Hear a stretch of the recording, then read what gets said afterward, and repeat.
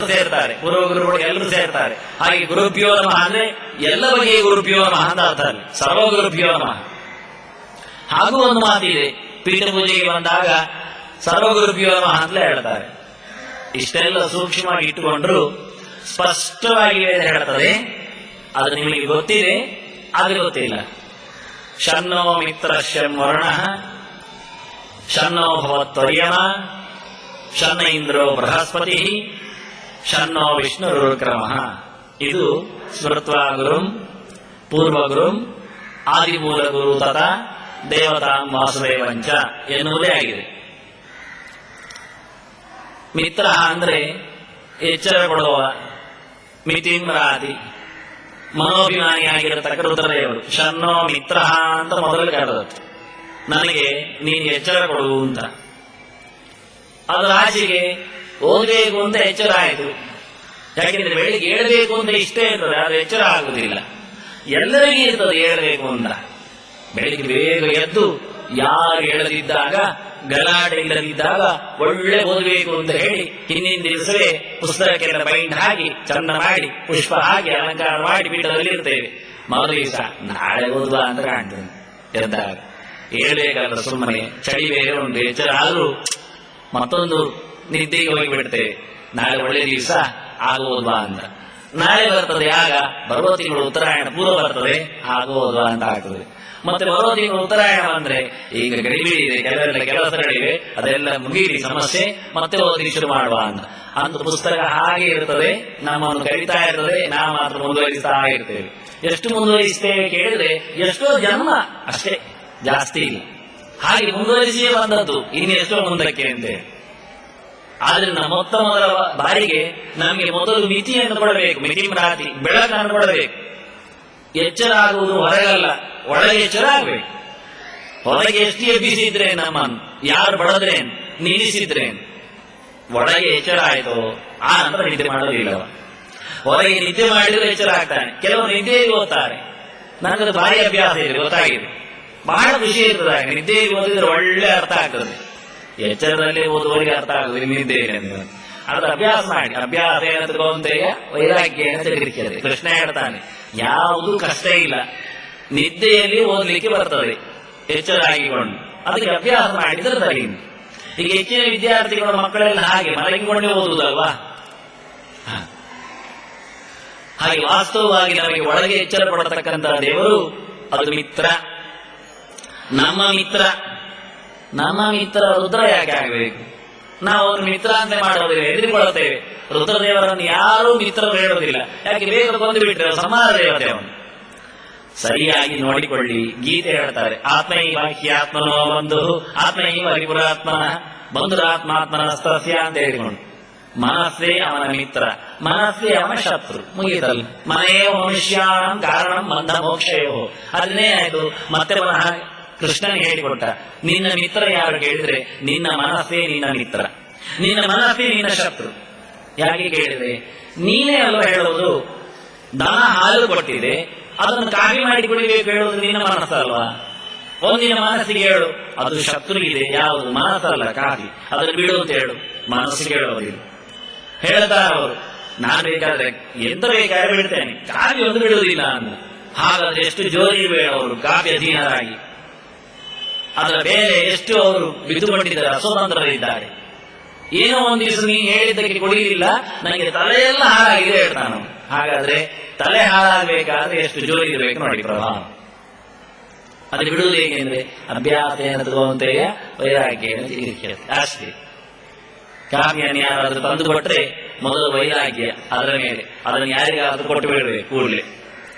ಆಗ ಆದಷ್ಟು ಬೇಗ ಬಿಡ್ಲಿಕ್ಕೆ ಇಷ್ಟ ಆಗ್ತದೆ. ಮತ್ತೆ ಬಿಡಬೇಕು ಅಂತ ಅಭ್ಯಾಸ ಮಾಡಬೇಕು. ಹೀಗೆ ಪ್ರತಿಯೊಂದರಲ್ಲಿಯೂ ಸಹ ನಮಗೆ ಮನಸ್ಸು ಪ್ರಧಾನ, ಬಿಡ್ಲಿಕ್ಕೂ ಹಿಡಿಲಿಕ್ಕೂ. ಅದಕ್ಕೋಸ್ಕರ ನಮ್ಮ ಮಿತ್ರ ಮತ್ಯಾರು ಅಲ್ಲ, ಮತ್ತೆ ಎಲ್ಲರೂ ನಮ್ಮ ಶತ್ರುಗಳೇ. ಯಾರು ನಮ್ಮನ್ನು ಉದ್ಧಾರ ಮಾಡಲಿಕ್ಕೆ ನೋಡುವುದಿಲ್ಲ. ಯಾಕೆ ಹೇಳಿದ್ರೆ ಪ್ರತಿಯೊಬ್ಬರಿಗೆ ಅವರದ್ದೇ ಆಗಿರತಕ್ಕ ಸ್ವಾರ್ಥ ಉಂಟಲ್ಲ, ಅದು ಗಟ್ಟಿ ಇರ್ತದೆ. ಅದನ್ನು ಬದಿಗಿಟ್ಟು ಯಾರಿಂದ ಅವರು ಉದ್ಧಾರ ಮಾಡಲಿಕ್ಕೆ ಬರ್ತಾರೆ? ಬರುವುದೇ ಇಲ್ಲ. ಅದನ್ನ ಮೊತ್ತಮೊದಲ ಬಾರಿಗೆ ನಾವು ಪ್ರೀತಿಸಬೇಕಾದ್ದು ನಮ್ಮ ಮನಸ್ಸನ್ನು. ಅದನ್ನು ಚೆನ್ನಾಗಿ ನೋಡಿಕೊಂಡ್ರೆ ಅದು ನಮ್ಮನ್ನು ಚೆನ್ನಾಗಿ ನೋಡಿಕೊಳ್ತದೆ.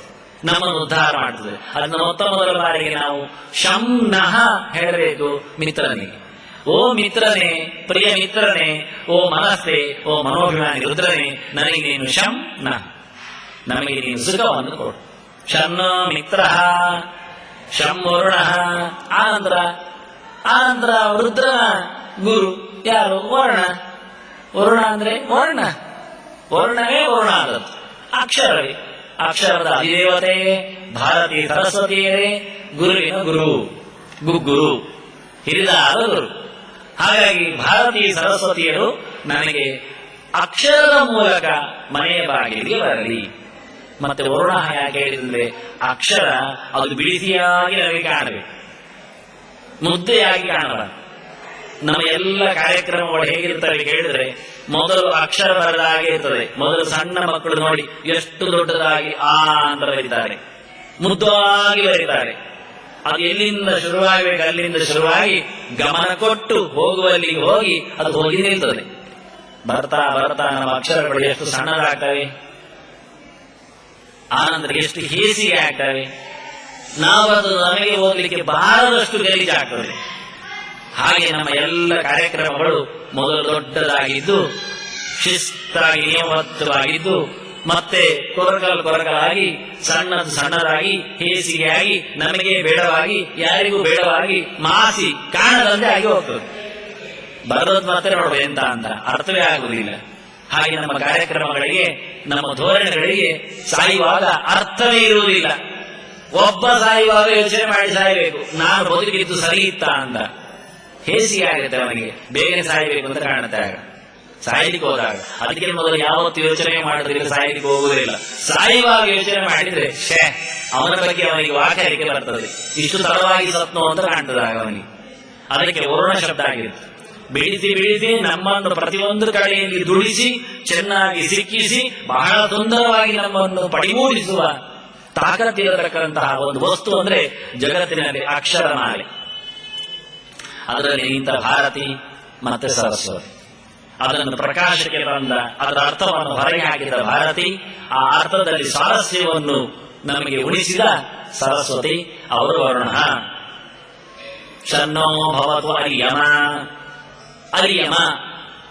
ಅರಿಯಮ ಅಂದ್ರೆ ಋಗತೌ ಧಾತು, ಮಾ ಅಂದ್ರೆ ಜ್ಞಾನ, ಶಾಸ್ತ್ರ, ಮಾನಂ, ಪ್ರಮಾಣಗಳ ಶಾಸ್ತ್ರಗಳ ಜ್ಞಾನವನ್ನು ನಮ್ಮ ಕಿವಿಗೆ ಹಾಕಿದವ, ತೊಲಗಿಸಿದವ, ಕೊಟ್ಟವ ಅವನು ಬ್ರಹ್ಮವಾಯುಗಳು. ಶನ್ನೋ ಭವತು ಅರಿಯಮ.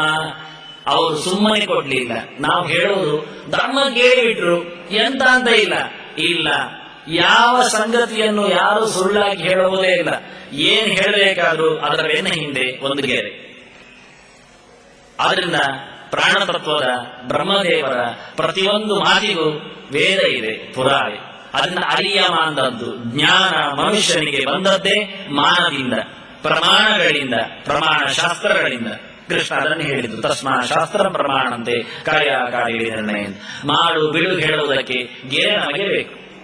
ಗೆರೆ ಇಲ್ಲದ್ರೆ ನಾವು ಮಾಡುವುದೇ ಇಲ್ಲ, ಮಾತಿಲ್ಲದ್ರೆ ನಾವು ಬಿಡುವುದೇ ಇಲ್ಲ. ಬೇಡ ಹೇಳಬೇಕಾದ್ರೂ ಎಲ್ಲಿದೆ ಕೇಳ್ತೇವೆ, ಹೌದು ಹೇಳಬೇಕಾದ್ರೂ ಎಲ್ಲಿದೆ ಕೇಳ್ತೇವೆ. ಹೀಗೆ ಪುರಾವೆ ಕೊಟ್ಟು ಪ್ರಮಾಣ ಕೊಟ್ಟು ನಮ್ಮನ್ನು ಜ್ಞಾನಿಗಳನ್ನಾಗಿಸಿರತಕ್ಕಂತಹ ಜ್ಞಾನದ ದೇವತೆ ಬ್ರಹ್ಮವಾಯುಗಳು. ಶನ್ನೋ ಭವತು ಅರ್ಯಮ. ಶನ್ನ ಇಂದ್ರ. ಆನಂದರದ ಗುರುಗಳು ಲಕ್ಷ್ಮಿ, ಎಲ್ಲವನ್ನು ಕೊಟ್ಟವಳು. ಇದಂ ದ್ರವತೆ ಅಂತ, ಎಲ್ಲ ಇಂದ್ರಿಯಗಳ ದೇವತೆ, ಎಲ್ಲ ಐಶ್ವರ್ಯ.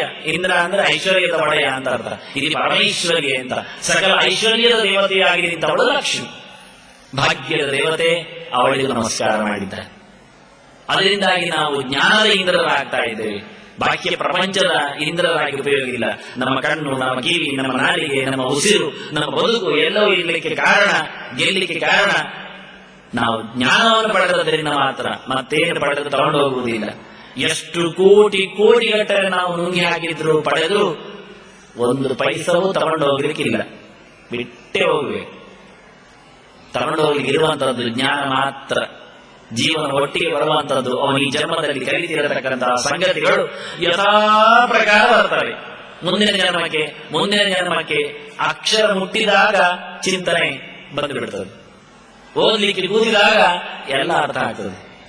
ಈ ರೀತಿಯಾಗಿ ಜನ್ಮಾಂತರದಲ್ಲಿ ನಮ್ಮ ಸಂಸ್ಕಾರ ಉಳಿಯುವಂತಹದ್ದು ಚಿಂತನೆಯ ಯಾದಿಯಲ್ಲಿ ಮಾತ್ರವೇ ಹೊರತು ಇನ್ಯಾವುದರಲ್ಲಿ ಇಲ್ಲ, ಇನ್ಯಾವುದೂ ನಡೆಯುವುದಿಲ್ಲ ಅಂತ ಹೇಳಿದರು. ಆದ್ರಿಂದ ಇಂದ್ರ ಅದು ಲಕ್ಷ್ಮಿ, ಅದು ರಾಜೆಗೆ, ವಿಷ್ಣು ಗುರುಕ್ರಮ ಅತ್ಯಂತ ಎತ್ತರದ ವೇದ ಪ್ರತಿಪಾದ್ಯವಾದ ತ್ರಿವಿಕ್ರಮನಾದ ಉರುವಿಹಿ ವೇದೈಹಿ ಕ್ರಮ್ಯತೆ ಅಂತ ಸಕಲ ಶಾಸ್ತ್ರಗಳಿಂದ ಹೇಳಲ್ಪಡತಕ್ಕಂತಹ ಭಗವಂತ ವಿಷ್ಣು ಅವನು ಎಲ್ಲರೊಳಗೆ ಪ್ರವೇಶ ಮಾಡಿ ಕೇಳುವಂತೆ ಮಾಡಿದವ, ಹೇಳುವಂತೆ ಮಾಡುವ ಪರಮೋಚ್ಚವಾದಂತಹ ಗುರು. ಅಲ್ಲಿಗೆ ಮುಗಿಯಿತು. ಎಲ್ಲರಿಗೂ ನಮಸ್ಕಾರ ಆಯಿತು. ಯಾರನ್ನು ಬಿಡಲಿಲ್ಲ ಅವರು. ಅದರಲ್ಲಿ ವಿಷ್ಣು ಗುರುಕ್ರಮ ಎರಡು ಶಬ್ದ ಹಾಕುವ ಮೂಲಕ ಮಾತಿನ ಮೂಲಕ ಕ್ರಮಣವನ್ನು ಸಾಧನೆ ಮಾಡಿದವ, ಹೆಜ್ಜೆ ಹೆಜ್ಜೆಗೆ ಶಾಸ್ತ್ರಗಳ ಚಿಂತನೆಯನ್ನು ಕೊಟ್ಟವ ವ್ಯಾಸರು ಸಿಗ್ತಾರೆ. ವಿಷ್ಣು ಅಂದ್ರೆ ವ್ಯಾಸ ಅಂದ್ರೆ ಒಂದೇ ಶಬ್ದ. ವಿಷ್ಣು ಅಂದ್ರೆ ವ್ಯಾಪ್ತ ಅಂದರ್ಥ, ವ್ಯಾಸ ಅಂದ್ರೆ ಎಲ್ಲ ಕಡೆ ಇರುವ ಅಂದರ್ಥ. ಮಾತಿನ ಮೂಲಕ ಎಲ್ಲ ಕಡೆ ಇರತಕ್ಕಂತಹ ಎಲ್ಲ ಮಾತಿನಲ್ಲಿ ಸಿಗುವ ವ್ಯಾಸನೇ ವಿಷ್ಣು, ವಿಷ್ಣುವೇ ವ್ಯಾಸ. ಆದ್ರಿಂದ ವ್ಯಾಸಾಯ ವಿಷ್ಣು ರೂಪಾಯ ಅಂತ ಮಾತು ಹೇಳಿದ್ದು ಈ ಶ್ರುತಿಗೆ ಅರ್ಥ ಬರೀಲಿಕ್ಕೆ. ಶನ್ನೋ ವಿಷ್ಣು ಗುರುಕ್ರಮ ಹೇಳುವಾಗ ವ್ಯಾಸರು ಎಲ್ಲಿಂದ ಕೇಳಿದ್ರೆ ವ್ಯಾಸಾಯ ವಿಷ್ಣು ರೂಪಾಯ ಅಲ್ಲಿ ಮುಗಿಯಿತು. ವ್ಯಾಸರೂಪಾಯ ವಿಷ್ಣವೇ ಅಂತ ಹೇಳಿ ಹೀಗೆ ಅದ್ಭುತವಾಗಿ ವೈದಿಕ ಶಾಂತಿ ಮಂತ್ರ, ಆಚಾರ್ಯರ ತಂತ್ರಶಾಸ್ತ್ರದ ವಿದ್ಯಾಭ್ಯಾಸದ ಆರಂಭದ ಸೂತ್ರ, ಅದು ನಮ್ಮ ಪುರಾಣದ, ನಮ್ಮ ಭಾರತದ, ನಮ್ಮ ಭಗವದ್ಗೀತೆಯ ಆದಿಮ ಶ್ಲೋಕ ಆಗಿದೆ. ಈ ರೀತಿಯಾಗಿ ಮಂಗಲಾಚರಣೆ ಮುಗಿಸಿ ಮತ್ತೆ ನಾಳೆ ನೇರ ಧೃತರಾಷ್ಟ್ರ ಉವಾಚ ಶ್ರೀಕೃಷ್ಣಾರ್ಪಣಮಸ್ತು.